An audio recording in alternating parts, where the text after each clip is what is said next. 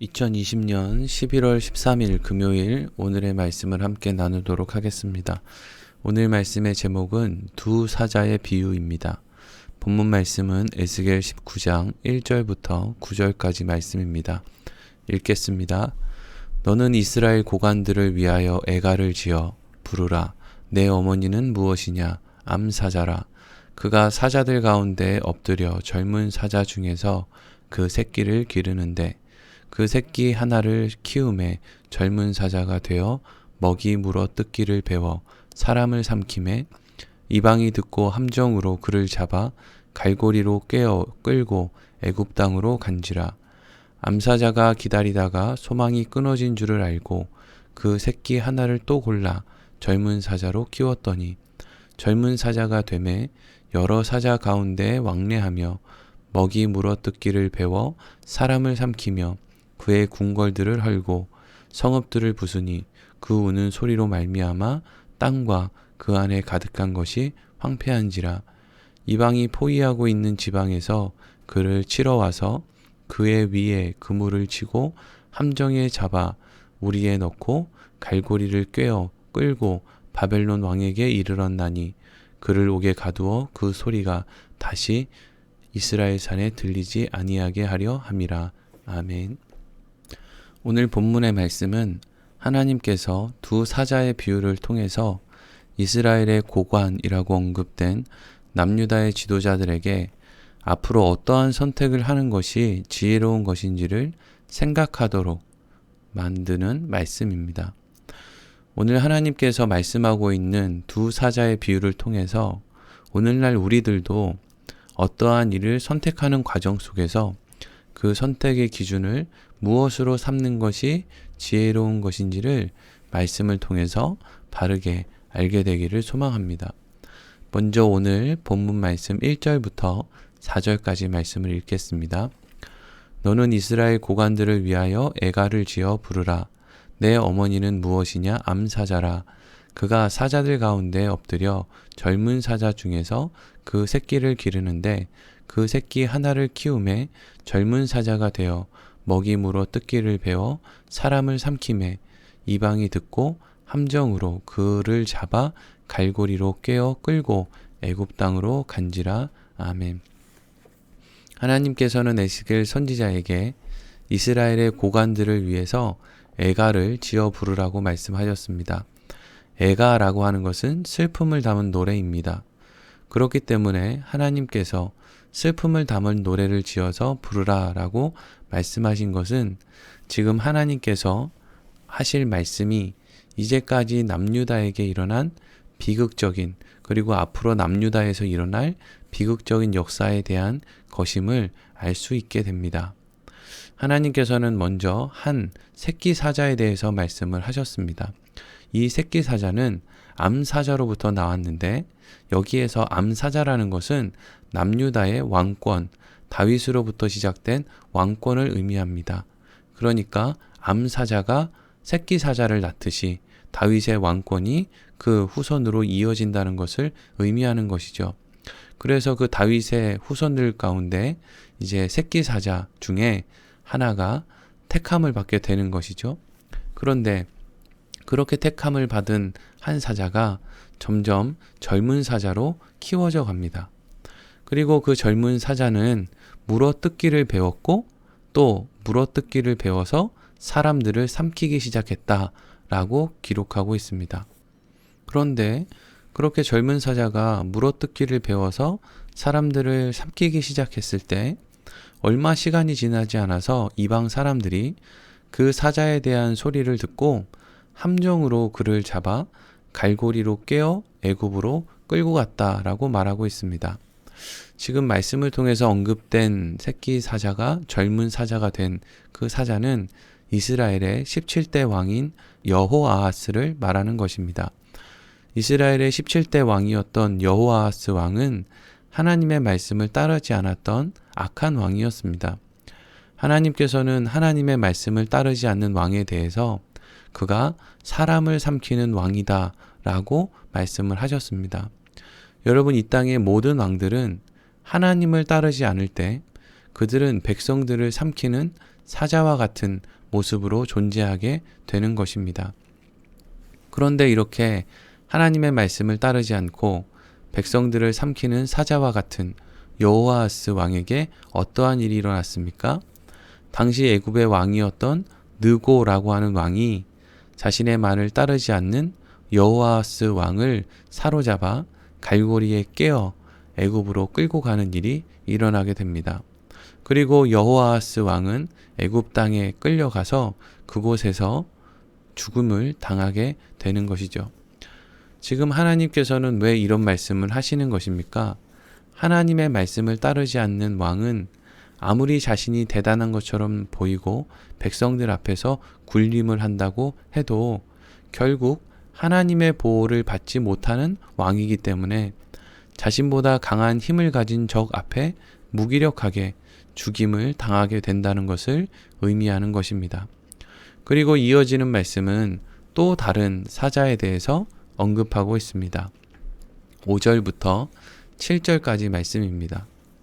암사자가 기다리다가 소망이 끊어진 줄을 알고 그 새끼 하나를 또 골라 젊은 사자로 키웠더니 젊은 사자가 되매 여러 사자 가운데에 왕래하며 먹이 물어뜯기를 배워 사람을 삼키며 그의 궁궐들을 헐고 성읍들을 부수니 그 우는 소리로 말미암아 땅과 그 안에 가득한 것이 황폐한지라. 아멘. 첫 번째 사자가 죽어 소망이 끊어진 줄을 알게 된 어미 사자는 또 다른 새끼 하나를 골라서 젊은 사자로 키웠습니다.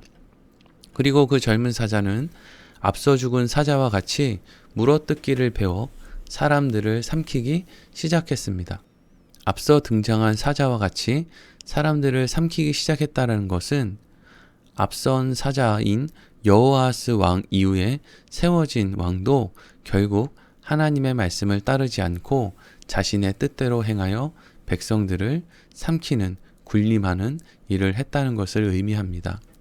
그리고 방금 읽은 7절의 말씀은 두 번째로 등장한 사자가 앞서 등장한 사자보다 더 백성들을 억압하였는데 자신의 왕권을 강화하기 위해서 자신의 나라 안에 있는 궁궐들을 헐고 성읍을 부수고 그 땅을 황폐하게 만들었다라고 기록하고 있습니다.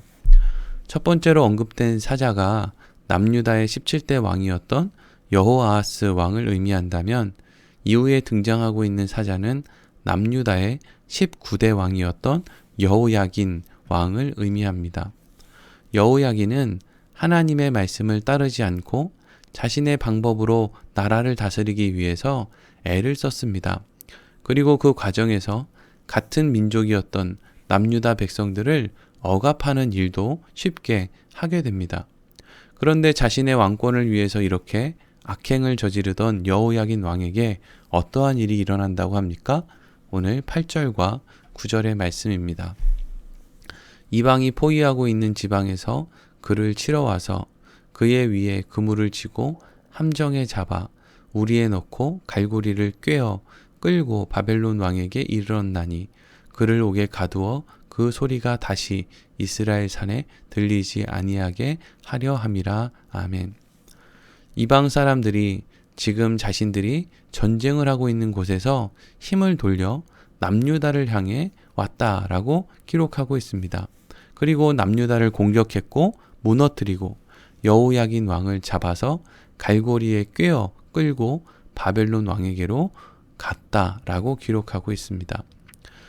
9절 말미에 그를 옥에 가두는 그 소리가 이스라엘 산에 들리지 아니하게 하려 함이라라는 말은 결국 여호야긴 왕이 바벨론 사람들의 손에 끌려 바벨론으로 끌려간 이후 다시 고국으로 돌아오지 못하고 그곳에서 죽게 되었음을 말하는 것입니다. 여러분, 결국 하나님께서 이 비유의 말씀을 통해서 남유다의 지도자들에게 하고자 했던 말씀이 무엇일까요? 그것은 하나님을 따르지 않는 왕의 말을 들으면 같이 망하게 된다는 것을 말하고자 하는 것입니다.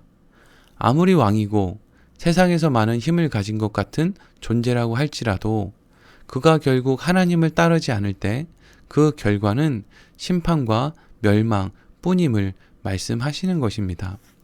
사랑하는 성도 여러분, 우리는 오늘 본문의 말씀을 통해서 무엇을 생각해야 하겠습니까? 그것은 아무리 우리들의 눈에 보기에 대단해 보이고 힘이 있어 보이고 화려해 보이는 사람들이 우리를 향해 그럴듯한 말들을 쏟아낸다고 해도 우리가 우리 인생 가운데 어떤 선택을 하게 될 때는 그 사람들의 말이 아닌 하나님의 말씀을 나의 선택의 기준으로 삼아야 한다는 것입니다. 하나님께서는 하나님의 말씀에 대해서는 반드시 책임을 져 주시는 분이십니다. 그러나 하나님의 말씀이 아닌 것에 대해서는 결코 책임져 주시는 분이 아닙니다. 우리 모두는 한 치 앞도 알지 못하는 세상을 살아가고 있습니다. 그래서 우리는 어떤 선택을 할 때 현재 우리 눈에 그럴듯해 보이는 사람들의 말을 의지할 때가 많이 있습니다. 그러나 중요한 것은 지금 우리의 눈에 그럴듯해 보이는 그 사람도 결국 한 치 앞을 모르기는 마찬가지라는 것이죠. 이제까지 성공하는 길을 걸어왔다고 해서 앞으로도 그러한 길을 걸어갈 것이라고 하는 것에 대한 보장이 없다는 것입니다. 그렇기 때문에 우리는 한 치 앞도 모르는 연약한 인생들과는 다른 전능하신 하나님의 말씀을 따라야만 하는 것입니다. 그것을 우리의 삶의 선택의 순간에 기준으로 삼아야만 하는 것입니다. 남유다의 지도자들과 백성들은 끝까지 하나님이 아닌 그럴듯해 보이는 사람, 하나님의 말씀이 아닌 사람의 말을 선택했습니다. 그래서 어떻게 되었습니까? 말로 표현할 수 없는 환난을 당했고 결국 멸망의 길로 갈 수밖에 없었습니다. 그들이 그렇게 믿었던 사람들도 또 그러한 사람들의 말도 그들이 환난을 당하고 멸망의 길을 걸어갈 때 결코 그들을 책임져 주지 못했습니다. 사랑하는 성도 여러분, 결국 여러분을 책임져 줄 수 없는 사람과 사람의 말을 의지하지 말고 여러분을 어떠한 순간에도 책임져 주실 수 있는 하나님과 하나님의 말씀을 의지하는 것이 참된 지혜입니다. 오늘 말씀 마치도록 하겠습니다.